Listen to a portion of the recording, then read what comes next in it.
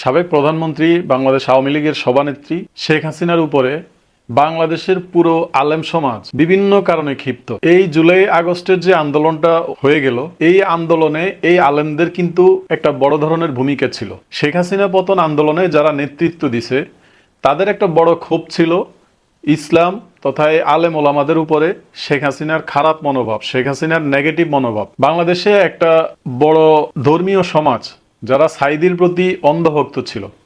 মাওলানা দেলোয়ার হোসেন সাইদি, যিনি পরবর্তীতে মারা গেছে, কিভাবে মারা গেছে এটা নিয়ে তারা অনেক কথা বলতেছে, যদিও এইগুলো প্রমাণিত না। তার ফাঁসির হুকুম হইল সর্বপ্রথমে, তারপরে যুদ্ধাপরাধের দায়ে তাকে ফাঁসির হুকুম দেওয়া হইল। তার পরবর্তীতে আবার সেই ফাঁসির হাইকোর্টে রিভিউ আবেদনের মাধ্যমে সেই ফাঁসির হুকুম থেকে যাবজ্জীবন কারাদণ্ডে তাকে দণ্ডিত করা হইল। এরপরে তিনি অসুস্থ অবস্থায় হাসপাতালে মারা গেলেন। মারা যাওয়ার পরে অনেকেরই অভিযোগ ছিল যে কোনোভাবে মেকানিজম করে দেলোয়ার হোসেন সাইদিকে মেরে ফেলা হয়েছিল, যদিও এইটা তারা কোনোভাবে প্রমাণ করতে পারে নাই। এমনকি এখন পর্যন্ত এই বলার সপক্ষে, এই কথার সপক্ষে তারা কোনো তথ্য প্রমাণও হাজির করতে পারে নাই। আমরা ধরে নিলাম যে মাওলানা দেলোয়ার হোসেন সাইদির একটা স্বাভাবিক মৃত্যু হয়েছে, কিন্তু উনি মারা যাওয়ার যে নেগেটিভ ইম্প্যাক্ট যেটা মানুষের উপরে পড়ছিল, যারা মনে করতো যে দেলোয়ার হোসেন সাইদি কোরআনের প্রচারণা করে, তার ব্যক্তিগত জীবন কেমন ছিল, তিনি যুদ্ধাপরাধী ছিলেন কি ছিলেন না, এইটা ভিন্ন ইস্যু। এইটা যেহেতু কোর্ট থেকে একটা বিচার হয়ে গেছে, একটা সাজা হয়ে গেছে, সেটা অন্য ইস্যু, সেটা নিয়ে কথা বলা উচিত হবে না আমার। কিন্তু আমি বলতে চাচ্ছি যে তিনি যে ধর্মপ্রচার করতেন, এই ধর্মপ্রচারের কারণে যে একটা পক্ষ তাকে পছন্দ করত, ধর্মবিরোধী মানুষজন তার প্রতি দুর্বল ছিল। তাকে যুদ্ধাপরাধের দায়ে দণ্ডিত করার পরে, যেহেতু দীর্ঘদিন পরে এই যুদ্ধাপরাধের বিচারটা অনুষ্ঠিত হয়েছে, স্বাভাবিকভাবে এখানে সাক্ষী প্রমাণের অনেক অপ্রতুলত ছিল, যেইটা পরবর্তীতে বিভিন্ন মিডিয়া এবং সংক্ষুব্ধ যে পক্ষ, দেলোয়ার হোসেন সাইদির পরিবার, জামাত ইসলাম সহ রাজনৈতিক অন্যান্য দলগুলো এটা বারবার বলে আসছিল যে দেলোয়ার হোসেন সাইদি দেল্লা রাজাকার নামে যাকে অভিহিত করা হয়েছে, এই দেল্লা রাজাকার এবং দেলোয়ার হোসেন সাইদি এক ব্যক্তি না। যে কোনোভাবেই হোক, এইটা কোর্ট কিভাবে প্রমাণ করছে, কিভাবে তাকে ফাঁসির হুকুম দিছে, এটা কোর্টের ইখতিয়ার, এটা কোর্টের বিষয়। যারা ওইখানে প্রসিকিউটর ছিল এটা তাদের বিষয়। কিন্তু উনি ধর্মপ্রচারক হিসেবে মানুষ তার প্রতি যে একটা দুর্বলতা মানুষের ছিল, উনি মারা যাওয়ার পরে বিশাল একটা ধর্মভীরু পক্ষ, তারা এখন পর্যন্ত এটাই মনে করে যে শেখ হাসিনার কারণে দেলোয়ার হোসেন সাইদি মারা গেছে। এই যে পক্ষটা, এই পক্ষটা কিন্তু বরাবরই শেখ হাসিনার বিরোধী। ইভেন এদের মধ্যে এমন অনেক লোক আছে যারা বাস্তবে আওয়ামী লীগের ভোটার, আওয়ামী লীগকে পছন্দ করে, কিন্তু ধর্মের জায়গাটাকে তারা রাজনৈতিক জায়গার সাথে কখনো মিলায় নাই। তারা দেলোয়ার হোসেন সাইদিকে পছন্দ করলেও দেলোয়ার হোসেন সাইদির রাজনৈতিক দল জামাত ইসলামকে কিন্তু তারা ভোট দিত না। একইভাবে তারা আওয়ামী লীগকে পছন্দ করলেও ধর্মীয় কারণে দেলোয়ার হোসেন সাইদির প্রতি তাদের একটা অগাধ ভালোবাসা ছিল, অন্যরকম একটা দুর্বলতা ছিল। শেখ হাসিনার আমলে আলেম সমাজ মনে করত যে শেখ হাসিনা ভারতের তাবেদারি করে, শেখ হাসিনা ধর্ম বিরোধী। কিন্তু বাস্তবিক অর্থে শেখ হাসিনার আমলে ধর্মীয় এত বড় বড় কাজকর্ম অনুষ্ঠিত হয়েছে এই দেশে, এত বড় বড় মসজিদ নির্মাণ হয়েছে, যে মডেল মসজিদ নামে সারা বাংলাদেশে অসংখ্য মসজিদ নির্মাণ হয়েছে। শেখ হাসিনা কিন্তু ব্যক্তিগতভাবে তার আচার আচরণ কেমন ছিল, উনি আসলে ধর্মভীরু না ধর্মহীন ছিল না ধর্মবিরোধী ছিল, এইটা বিভিন্ন সংক্ষুব্ধ পক্ষ থাকে। একটা পক্ষ মনে করে উনি ধর্মবিরোধী ছিলেন, কিন্তু আরেকটা পক্ষ মনে করে উনি ইসলামের জন্য অনেক কাজ করছেন বাংলাদেশে। বাস্তবিক অর্থে দৃশ্যমান অনেক ইসলামিক কাজ উনি বাংলাদেশে করে গেছেন। কিন্তু এত কিছুর পরেও আলেম সমাজকে কোনোভাবেই শেখ হাসিনা তার পক্ষে টানতে পারেন নাই। আলেম সমাজের একটা বৃহৎ অংশ তারা মনে করতেন যে শেখ হাসিনা ইসলাম বিদ্বেষী, শেখ হাসিনা কোরআন বিদ্বেষী, শেখ হাসিনা ইসলামের আইন কানুন, ইসলামী বিধিবিধান এগুলা মানেন না। সবচেয়ে বেশি ক্ষতি হয়েছে যখন রাস্তার মোড়ে মোড়ে শেখ মুজিবের ছবি প্রতিস্থাপন করা হইলো, শেখ মুজিবের মূর্তি প্রতিস্থাপন করা হইলো। এই জিনিসটা নিয়ে কিন্তু সারা বাংলাদেশের আলেম সমাজ বিভিন্নভাবে ফুঁসে উঠছিল। তারা এটার প্রতিবাদ করছে, রাস্তায় নেমে আসছিল। শেখ হাসিনার উচিত ছিল ওই সময়টাতে এটা এত বৃহৎ আকারে না করে এটাকে আরো কমিয়ে এনে দুই চারটা জায়গায় হয়তো বা এটা করা যাইতো। উনি একটা জাতির নেতৃত্ব দিয়ে বাংলাদেশকে স্বাধীনতা এনে দিছিল, ওই হিসাব করে কিছু কিছু জায়গায় হয়তো বা ওনাকে রাখা যাইতো। কিন্তু সেটা না করে দেশের অলিতে গলিতে আনাচে কানাচে যেভাবে তার মূর্তি স্থাপন করা হয়েছিল, এই বিষয়গুলা আলেম সমাজের উপরে একটা বড় ধরনের প্রভাব বিস্তার করছে। এবং আলেম সমাজ মনে করত যে শেখ হাসিনা তাদের এই প্রতিবাদের পরে পুলিশ প্রশাসন কিন্তু এই আলেমদের উপরে তখনও হামলা করছিল, এবং ওই হামলাগুলোর কারণে ওভারঅল মাওলানা মামুনুল হক ওনার বিরুদ্ধে অনেক অভিযোগ আছে। উনি ব্যক্তি হিসেবে উনি দোষের ঊর্ধ্বে না দোষী, এটা ভিন্ন ইস্যু, কিন্তু ওনার বিরুদ্ধে অনেক অভিযোগ থাকার পরেও যার প্রতি অন্ধ, যেমন এখন যারা শেখ হাসিনার প্রতি অন্ধ, তারা শেখ হাসিনার বিরুদ্ধে অন্যরা যত অভিযোগই দিবে তারা কিন্তু সেটা কোনোভাবেই মেনে নিবে না। একইভাবে মাওলানা মামুনুল হকের বিরুদ্ধে অসংখ্য অভিযোগ ছিল। উনি নারীদের প্রতি ওনার একটা দুর্বলতা ছিল, উনি বিভিন্ন ফতুয়া বের করে উনি অনেকগুলো বিয়ে করছেন, বিয়ের বাইরেও ওনার সাথে অনেকগুলো নারীর সাথে সম্পর্ক ছিল, এরকম অনেক অভিযোগ ওনার বিরুদ্ধে ছিল। ওনাকে গ্রেপ্তার করা হয়েছে। এইটা ছাড়াও বিভিন্ন ওয়াজ মাহফিলে সরকার বিরোধী কথাবার্তা যেসব আলেমরা বলতো তাদেরকে কিন্তু গ্রেপ্তার করা হয়েছিল। এই কাজগুলো করে শেখ হাসিনা একটা আলেমদের বড় পক্ষের সমর্থন হারাইছিল। যদিও ওনাকে কওমির একটা পক্ষ কওমি জননী উপাধি দিছিল, কারণ উনি কওমি শিক্ষাকে জাতীয় পর্যায়ে স্বীকৃতি দিছিলেন, সার্টিফিকেটের ব্যবস্থা করছিলেন, তাদেরকে একটা নীতিমালার মধ্যে নিয়ে আসছিলেন। এইগুলার কারণে কওমির একটা পক্ষ তাকে কওমি জননী উপাধি দিছিল। যদিও কওমি জননী উপাধি দিলেও তারা কিন্তু পরবর্তীতে দেখা গেছে শেখ হাসিনার বিরুদ্ধেই কাজ করছে। মাওলানা আহমদ শফী যতদিন বেঁচে ছিলেন ততদিন কিন্তু ওনার প্রতি শেখ হাসিনার কি কারণে যেন একটা অন্যরকম সফট কর্নার কাজ করতো। উনি যখনই কোনো আন্দোলনের ডাক দিতেন, যাই করতেন, শেখ হাসিনা কিন্তু প্রথম দিকে চেষ্টা করতো যে এটা মিউচুয়াল করা যায়। প্রথম দিকে কিন্তু আক্রমণাত্মক ভূমিকায় সরকার তখন যাইতো না। আমি এটা নোটিস করছি যে যখন আহমদ শফী সাহেব হেফাজতে ইসলাম গঠন করলেন, হেফাজতে ইসলামের ব্যানারে যখন আন্দোলন শুরু হইলো, সরকার কিন্তু বিভিন্নভাবে চেষ্টা করছিল যেন এদের সাথে সমঝোতা করা যায়। যখন সমঝোতা করতে সরকার ব্যর্থ হয়েছে তখনই কিন্তু সরকার তাদের উপর আক্রমণ করছে। আহমদ শফী সাহেব বেঁচে থাকা অবস্থায় হেফাজতে ইসলামের কয়েকজন আলেমকে জেলবন্দি করা হয়েছিল। বিভিন্ন ওয়াজ মাহফিলে যারা মানুষকে মোটিভেট করত, ধর্ম নিয়ে ওয়াজ করত, ধর্ম নিয়ে নসিহত করত, এরকম বেশ কিছু আলেম ওলামাকে বিভিন্ন কারণে বিভিন্ন অভিযোগে গ্রেপ্তার করা হয়েছিল। তখন একটা ছোট সাইজের একটা আলেম আছে, একটা হুজুর আছে যে ওয়াজ করে, রফিকুল ইসলাম মাদানী, তাকে নিয়ে যদিও অনেকে অনেক কথা বলে যে সে অল্প বয়সে পাকিলে, আমাদের দেশে একটা কথা আছে যে সে কিন্তু এইরকমই এক ধরনের হুজুর আর কি, কিন্তু তাকেও কিছু অভিযোগে গ্রেপ্তার করা হইলো, এবং ওই গ্রেপ্তারের পরে একরকম বলা যায় যে তার ডিমান্ড আরো বেড়ে গেছে, সে আরো ভাইরাল হয়ে গেছে। বাংলাদেশের প্রেক্ষাপটে কিন্তু এরকমই হয়। একটা সময় যখন প্রথম আলো বর্জনের ডাক আসতো তখন প্রথম আলো মানুষ আরো বেশি করে করতো, কারণ বাঙালি হচ্ছে হুজুগে। আপনি যখন কোনো একটা বিষয়ের বিরুদ্ধে যাবেন, কোনো একটা বিষয়কে আপনি না করবেন, তখন মানুষ ওইটার প্রতি আরো দুর্বল হবে। এখন যেরকম আওয়ামী লীগের বিরুদ্ধে যত বেশি প্রচারণা হচ্ছে তত বেশি কিন্তু আওয়ামী লীগ জনপ্রিয় হচ্ছে, এবং এই জনপ্রিয়তাই আগামী নির্বাচনে আওয়ামী লীগকে একটা ভালো সুযোগ করে দিবে, একটা পজিটিভ মাইন্ডসেট তৈরি করে দিবে মানুষের মধ্যে। এখন কথা হচ্ছে, এই যে আলেমদের সাথে শেখ হাসিনার একটা বিশাল বড় গ্যাপিং তৈরি হয়েছে, একটা দূরত্ব তৈরি হয়েছে, এর মধ্যে একটা অন্যতম কারণ ছিল জামাত ইসলামীর যেসব নেতৃবৃন্দ যাদেরকে যুদ্ধাপরাধের দায়ে ফাঁসি দেওয়া হয়েছে, তাদের অনেকেরই কিন্তু অনেক ভক্তকুল ছিল, তাদের পরিবার ছিল, তাদের কিছু প্রচারণা অপপ্রচারণা ছিল, যেগুলো করে তারাও মানুষের মধ্যে এইটা স্ট্যাবলিশ করতে পারছে যে তাদেরকে অন্যায়ভাবে ফাঁসি দেওয়া হয়েছে। হ্যাঁ, সরকার তখন যতই বলছে যে না তারা যুদ্ধাপরাধী, এটা কিন্তু মানুষকে বুঝাইতে ব্যর্থ হয়েছে। সেম এখনো চলতেছে। এখনকার সরকার যারা, তারা যত বেশি আওয়ামী লীগ বিরোধী নেতিবাচক কথাবার্তা মানুষের মধ্যে রটায়, নেতিবাচক প্রচারণা চালায়, এতে করে কিন্তু ওই দলটা আরো বেশি প্রতিষ্ঠিত হচ্ছে, ওই দলটা আরো বেশি শক্তি সঞ্চয় করতেছে, আরো বেশি শক্তিশালী হচ্ছে, মানুষের মধ্যে আরো বেশি আগ্রহ জাগতেছে এই দলের প্রতি।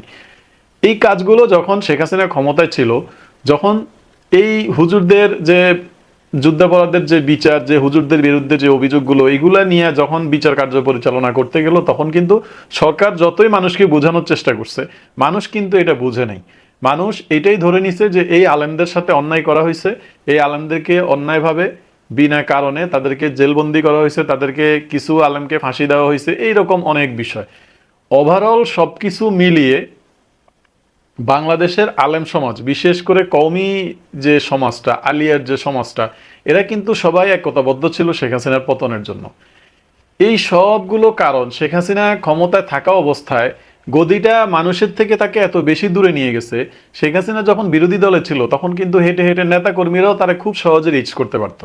যখন সে ক্ষমতায় গেল তখন কিন্তু তাকে রিচ করা অনেক টাফ হয়ে গেছিল। তার ডানে বামে একটা শক্তিশালী সিন্ডিকেট গড়ে উঠছিল। সেই সিন্ডিকেটটার মন রক্ষা ছাড়া, সেই সিন্ডিকেটটাকে খুশি করা ছাড়া কেউ শেখ হাসিনার ধারে কাছেও ঘেঁষতে পারতো না।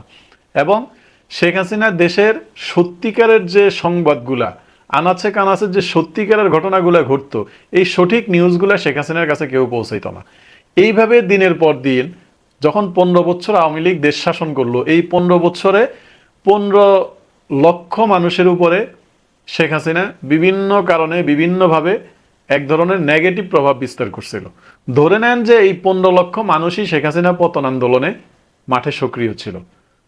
দেশের আপামর যে জনসাধারণ, আপামর যে জনগণ, সবাই কিন্তু এই আন্দোলনের সাথে সম্পৃক্ত ছিল না। এই আন্দোলনের সাথে সম্পৃক্ত ছিল বিভিন্নভাবে ক্ষতিগ্রস্ত আওয়ামী লীগের হাতে গুম খুনের শিকার, পুলিশি নির্যাতনের শিকার যে মানুষগুলো ছিল, তাদের পরিবার, তাদের আশেপাশের বন্ধু বান্ধব, তাদের সারাউন্ডিং পিপল যারা সরকারের প্রতি ক্ষুব্ধ ছিল, শেখ হাসিনার প্রতি ক্ষুব্ধ ছিল। যুদ্ধাপরাধের বিচার, আলেম ওলামাদেরকে বিভিন্নভাবে প্রতিবন্ধকতা দেওয়া, বিভিন্নভাবে তাদেরকে জেল জুলুম হয়রানি, এই সবগুলো বিষয়ের কারণে বাংলাদেশের আলেম সমাজের সাথে শেখ হাসিনার একটা বড় ধরনের দূরত্ব তৈরি হয়েছে। এখন এইটা বলা যায় যে শেখ হাসিনা ক্ষমতায় ছিল সেই কারণেও হইতে পারে, আবার এটাও হইতে পারে যে শেখ হাসিনা দীর্ঘদিন ক্ষমতায় থাকার কারণে, শেখ হাসিনার আশেপাশের সিন্ডিকেটের কারণে আলেমদের থেকে শেখ হাসিনার একটা বড় দূরত্ব তৈরি হয়েছিল। যেভাবেই হোক, যাই হোক, সবকিছু মিলিয়ে একটা বাস্তব সত্য হচ্ছে আলেম সমাজ শেখ হাসিনার উপরে এত বেশি বিরক্ত ছিল, এত বেশি ক্ষুব্ধ ছিল, জুলাই আন্দোলনে যদি 10 জন ছাত্র আন্দোলনে অংশগ্রহণ করছে, সেখানে আলেম তথা এই মাদ্রাসা পড়ুয়া ছাত্ররা, এদের সংখ্যা ছিল 20 জন। রাজপথে এরা যেভাবে রুখে দাঁড়াইলো, এই বিষয়গুলো মিলিয়ে একটা সুন্দর একটা জরিপ কিন্তু করাই যায়। এই আন্দোলনে নেতৃত্বে কারা ছিল, কারা ভালো পারফরমেন্স করছে, এইগুলা কোনো এক সময় সবই প্রকাশ হবে, সবই আবিষ্কার হবে। মানুষ সবই জানতে পারবে যে আন্দোলনে কারা সংখ্যাগরিষ্ঠ ছিল, কাদের নেতৃত্বে আন্দোলন অনুষ্ঠিত হয়েছে, কারা ফান্ডিং করছে, কোথা থেকে টাকা আসছে, এগুলা কোনো একদিন সবই প্রকাশ হবে। এখনকার বাস্তবতা হচ্ছে এই যে শেখ হাসিনা এখন ক্ষমতার বাইরে, একটা গোষ্ঠী, আলেমদেরই একটা গোষ্ঠী ছিল যারা কিন্তু সবসময় ক্ষমতার কাছাকাছি থাকতে পছন্দ করতো। আওয়ামী লীগ থেকে বিভিন্ন ধরনের সুযোগ সুবিধা নেওয়ার জন্য এরা শেখ হাসিনার খুব প্রশংসা করে বেড়াইতো, অনেক প্রশংসা করতো। শেখ হাসিনা কওমি জননী, আলেমদের জন্য এই করছে ওই করছে, অনেক প্রশংসা করতো। এখনকার প্রেক্ষাপটে আইসা সেই আলেমরাই আবার শেখ হাসিনার বিভিন্ন ধরনের দুর্নাম করে বেড়াচ্ছে। শেখ হাসিনা খারাপ ছিল, শেখ হাসিনা ইসলাম বিদ্বেষী ছিল, শেখ হাসিনা মূর্তি পূজারী ছিল, শেখ হাসিনার পরিবার, শেখ হাসিনা হিন্দুত্ববাদী, নানান কথাবার্তা রটিয়ে এখন তারা বুঝাইতে চায় যে তারা তখন অনেক চাপে থাকতো বলেই তারা শেখ হাসিনার পক্ষপাতিত্ব করছে। এখন এইটা তো পরিষ্কার, এটা মানুষ জাজ করবে তাদের এই কথাগুলো সত্য না মিথ্যা। স্বাভাবিক অর্থে বিচার্য বিষয় হচ্ছে আলেমদের সাথে শেখ হাসিনার যে দূরত্বটা তৈরি হয়েছে, এই দূরত্বের অন্যতম কারণ ছিল আওয়ামী লীগ সরকারের অনেকগুলো ভুল সিদ্ধান্ত, আওয়ামী লীগ সরকারের অনেকগুলো নেতিবাচক কর্মকাণ্ড। এই সব কিছু মিলিয়ে আলেম সমাজের সাথে শেখ হাসিনার একটা বড় ধরনের ফিকশন তৈরি হয়েছে, একটা বড় ধরনের দূরত্ব তৈরি হয়েছে। যেই দূরত্ব শেষ অবধি শেখ হাসিনা আর গুছিয়ে আনতে পারে নাই। এই সব কিছু মিলিয়ে এখন পর্যন্ত কিন্তু আলেম সমাজ শেখ হাসিনা যেখানেই যাবেন আলেমদের মুখে কিন্তু শেখ হাসিনার বিরোধী কথাবার্তা। এখন শেখ হাসিনা যতগুলো মডেল মসজিদই বানাক, যত মডেল মসজিদে ইমাম নিয়োগ দেখ, ইসলামিক ফাউন্ডেশনের মাধ্যমে যত ইসলামিক কর্মকাণ্ডই করুক, এগুলা কিন্তু এখন আর কারো মনে নাই। এখন সবাইয়ের ওই মাথায় একটাই আছে যে অমুক আলেমকে নির্যাতন করছে, তমুক আলেমকে জেলে দিছে, তমুক আলেমকে ওয়াজ করতে দেয় না, এই ধরনের নানান কথাবার্তা।